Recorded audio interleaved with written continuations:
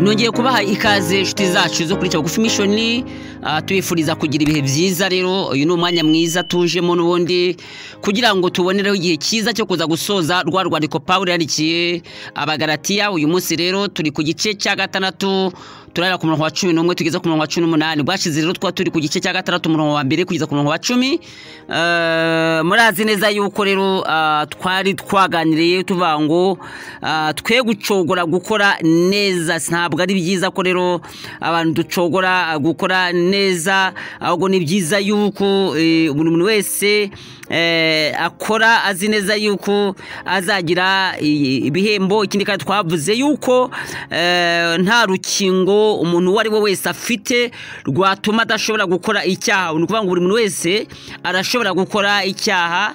Niyo mpamvu rero icyo dusaba kuba muri Kristo Yesu kugira ngo dukomeze kuzuzwa nawe neza yiwe ituruka kuri we. Reka rero nkubwire ko izina ryanjye ari Pastor Christophe. Ndagira ngo nkubwire ko rero muri Bugufi Mission tugira ibice bigera kuri 4 cyangwa se ingingo enye twibandaho. Twibanda kuri religion cyangwa se iyobokamana, aho twiga tugira akagingo karimo kavuga ibijyanye na preaching cyangwa se kubwiriza, aho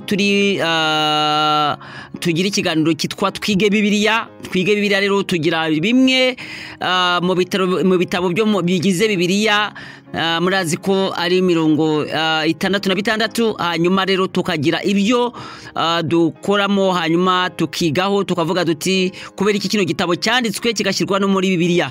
Hanyuma rero tugira n'uburyo bwo kwihanisha cyangwa se bwo guha abantu umudendezo wo kwihana. Tugira n'isengesho rya deliverance cyangwa se isengesho ryo kubohora.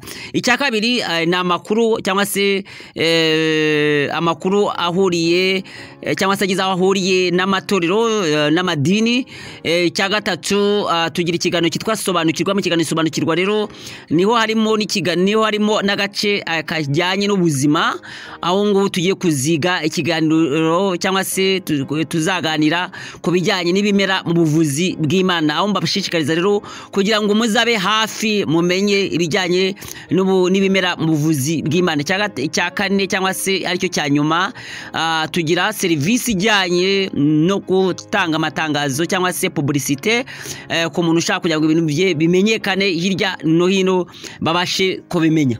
Ndagira ngo rero mbere yuko rero twongera kubasubirira mu bijyanye n'uru rwandiko ko bya bimeze cyangwa se ikirangayo n'uru rwandiko, ndagira ngo munyemerere mbashimire cyane, mbashimire ku mwanya mwafashe wo kubana natwe kuva twatangira kino kiganiro kijyanye no kwiga Bibiliya, aho turi mu rwandiko Pawulo yandikiye Abagalatiya. Ndagira ngo mugure ko rero mu rwandiko Pawulo yandikiye Abagalatiya ubusanzwe rufite ibice bitandatu.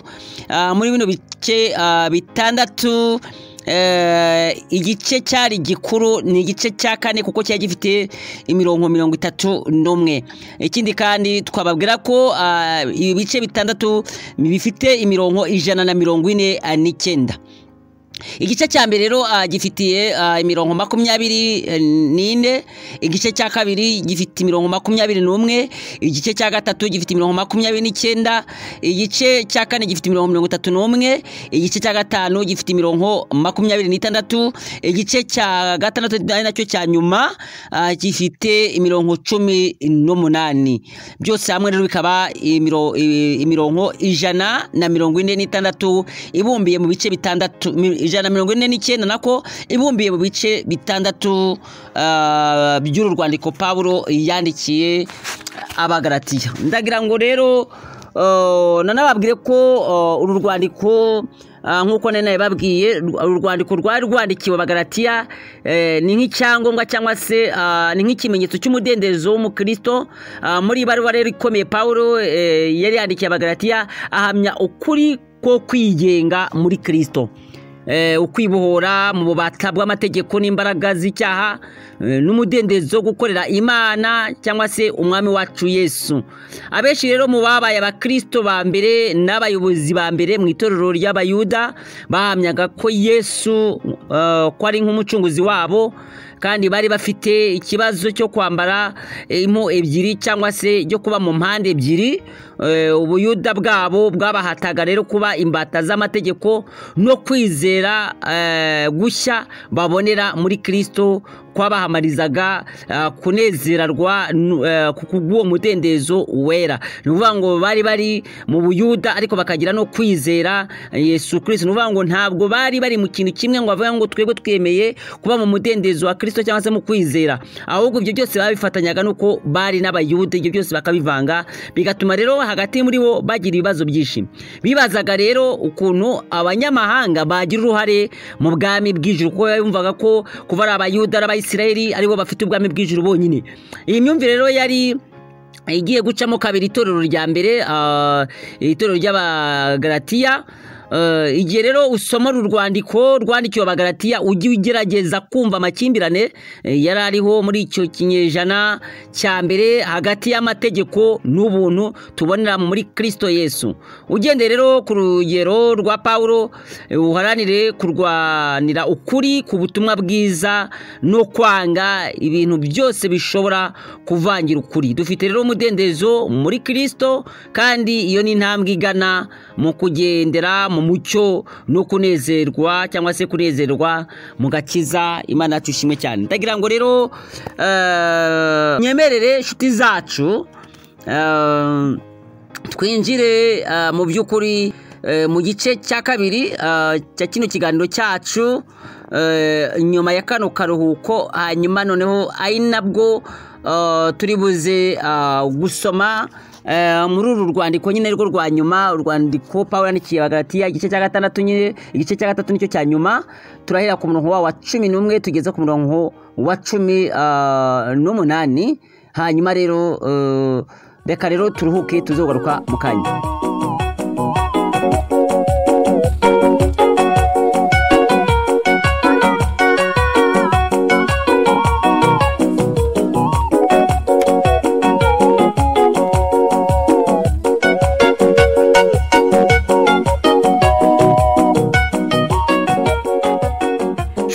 Rero mwamukurikiye bino biganiro byacu kandi mukiri kubikurikira, reka twinjire mu gice n'abararikiye aho tugiye gusoma mu rwandiko Pawulo yandikiye Abagalatiya igice cyawo cya 6 ku murongo wa 11 tugeze ku murongo wa 18. Twumve neza ijambo ry'Imana rihanditse. Murebe namwe uburyo mbandikishirije inyuguti nini n'ukwanjye kuboko. Abashaka bose kwiha igikundiro ku by'umubiri nibo babahata gukebwa, nta yindi mpamvu ibibateye keretse kugira ngo batarenganywa bazize umusaraba wa Kristo. Ndetse abakebwe ubwabo nubwo badakomeza amategeko, nyamara bashaka ko mukebwa ngo babone uko birata ku bw'imibiri yanyu. Ariko njyeweho sinkiratana ikindi keretse umusaraba w'umwami wacu Yesu Kristo wateye ko iby'isi bimbera nk'ibibambwe, nanjye nkabera iby'isi nk'ubambwe. Kuko gukebwa kutagira umumaro cyangwa kudakebwa keretse kuba ikiremwa gishya. Nuko abazajya bakurikiza ibyo, amahoro n'imbabazi bibe muri bo, bibe no mu Bisiraheli b'Imana. Uhereye none ntihakagire umuntu ndushya, kuko mfite ku mubiri inkovu za Yesu. Bene data, ubuntu bw'umwami wacu Yesu Kristo bubane n'imitima yanyu. Amen. Ndagira ngo rero inshuti zacu tugiye icyo tuvuga kuri iri jambo tumaze gusoma, ariko nanone wibaza ku kibazo ivuga ngo mbese mu byo somye harimo urugero rwiza nakurikiza, cyangwa se harimo urugero rubi nakwirinda kuba nakinjiramo. Ariko jyewe sinyiratana ikindi keretse umusaraba w'umwami wacu Yesu Kristo. Twabisomye ku murongo waho wa 14. Mu gusoza urwandiko rwe, Pawulo yatanze incamake y'ubutumwa bw'ingenzi yashakaga kugeza ku itorero.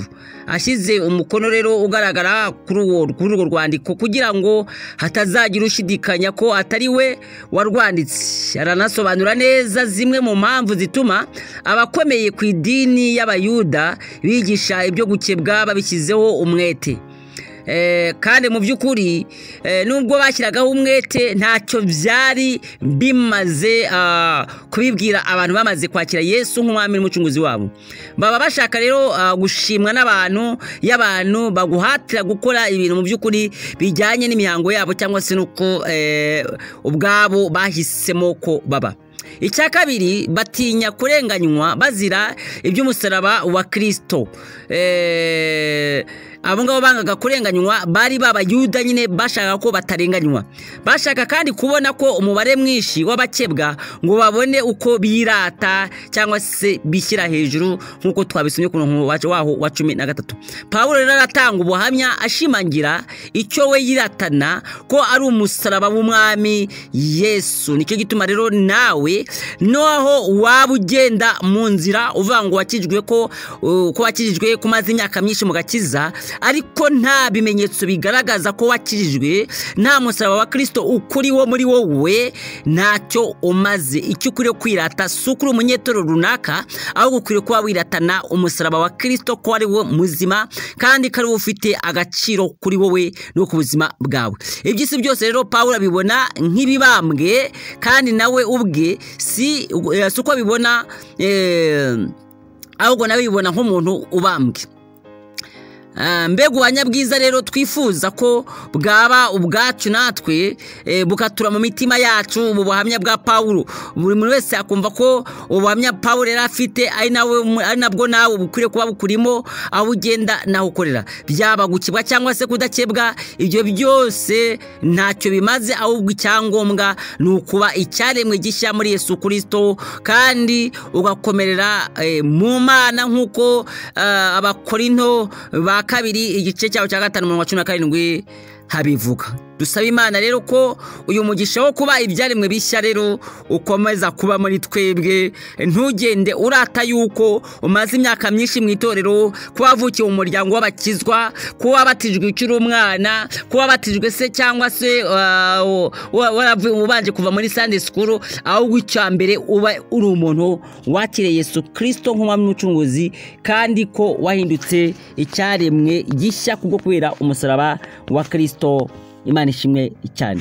Ndagira ngo rero inshuti zacu twinjire mu mwanya wo gusenga, ariko nanone mbifuriza gukomeza kugira ibihe byiza. Mbifurije kuzagira amahoro, mbifurije kugira umugisha w'Imana wo kuba icyaremwe gishya, mbifurije kugira impagarike n'ubugingo, kandi mbifurije kugira ituze rituruka ku mwami wacu Yesu Kristo, kubera yuko niba warakiriye Yesu Kristo ukaba waramwakiriye nk'umwami n'umucunguzi wawe, byanga bikunda hari umumaro mwiza bizakugirira mu gihe cyose waciye bugufi. Ndazi neza kandi ko kino cyigisho cyangwa se buno butumwa bwaturutse muri urwandiko Pawulo yandikiye Abagalatiya bwakugezeho kandi bwagize icyo buhindura ku mutima wawe, kandi niba waragize icyo uhindukaho ni byiza ko uzatubwira ko wahindutse, ukatwandikira kuri YouTube channel yacu cyangwa se ukaduhamagara kuri 750 78 82 648 asigaye tugasangiza abandi ubuhamya bwawe bw'uko Imana yakugiriye neza. Reka rero twinjiye mu mwanya wo gusenga, hanyuma nsabira umugisha abantu bose babanye natwe muri urwandiko, kandi nanone tukomeza kubashimira ko mwakomeje gukora subscribe kuri iyi channel ndetse no gukomeza kuduha comment. Ibyo tubashimira cyane. Reka twinjiye mu mwanya wo gusenga. Uwiteka umwami wacu mana yacu turagushimye cyane ko wagize neza kubana natwe waraturinze uraturengera waciye inzira mwami Imana aho tudashobora gucibwa ubana natwe mu bino biganiro hajya haboneka inzitizi nyinshi cyane zo kurangiza uru rwandiko vuba ariko ibyo byose mwami warabibonye ntabwo wabyemeye yuko Satani agira ku ntego ye kubera yuko uru rwandiko rwari rufite amakuru menshi kandi ayo makuru yatumaga Satani akorwa n'isoni Satani yaramwaye Satani yagiye agira agahinda yakubitaga agapfunsi nicyo gituma yakomezaga kurwanya mwami kugira ngo uru rwandiko tutazarusoza ariko tugushime ko uru rwandiko turushoje neza izina ryawe nirihabwe icyubahiro turagushimira yuko rero wabanye natwe kandi tugushime ko hari abantu benshi bagiye bakomezwa na uru rwandiko Pawulo yandikiye Abagalatiya rwagize icyo ruhindura ku buzima bwabo bagiye bumva mwami Imana ineza yawe n'urukundo bagiye bumva ijambo ryawe hari abantu bakomejwe n'iri jambo hari abantu bakomejwe mwami Imana runo rwandiko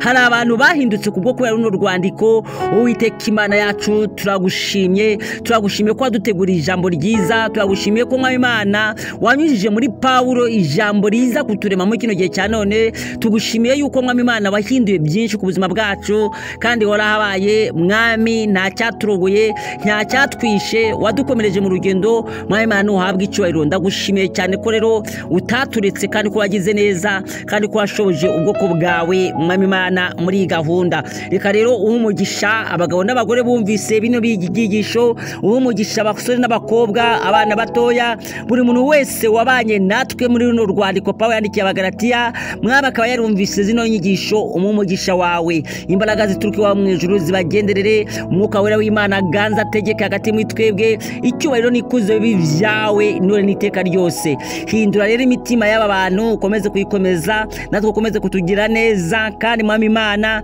abakomeje gutera comment bakatwandikira batwifuriza ibyiza mwami Imana nawe ugenda ubaha ibyiza kandi abatwifurije mwami Imana courage nawe ubahe courage mu byo bakora kandi ubahiremo umugisha komeza rero kuduhagarira utugire neza mwami Imana hari abakoze subscribe mwami Imana kuri channel yacu mwami ubahe umugisha ubagire neza nzi neza yuko mwami Imana mbabikoze kugira ngo bateze imbere umurimo wawe mbabikoze kugira ngo izina ryawe rihabwe icyubahiro mbabikoze kugira ngo mwami Imana uwamamare babikoze kugira ngo natwe bidutere ishyaka reka rero ubagire neza ubahe umugisha wawe ubambike imbaraga tukwetse ibindi biganiro tugiye kuzaganiraho uzabane natwe uzadushyigikire mwami Imana uzaturinde ibisa n'ibibi byose kandi abaturwanya ubarwanye abaduhiga ubahige abahiga umurimo wawe barwanye abahiga mwami Imana abakozi bawe barwanye kandi data twese buri muntu wese umuhe kugira umugisha tutuba mu ijuru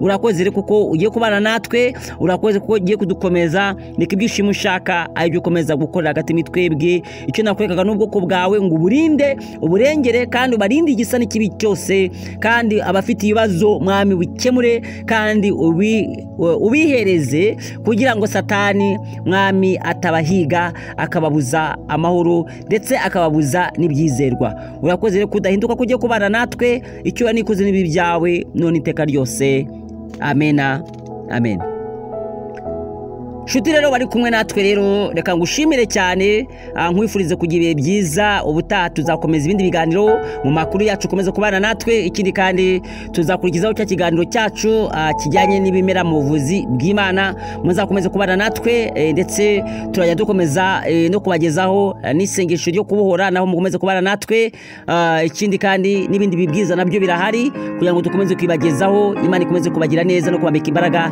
icyubahiro cy'Imana gikomeze kubana namwe kandi ubwiza bw'Imana bukomeze kubegera urumuri rw'Imana rukomeze kubarasira ku mitima yanyu no ku miryango yanyu mbifuje kugira ibihe byiza shalom bye bye nakagaruka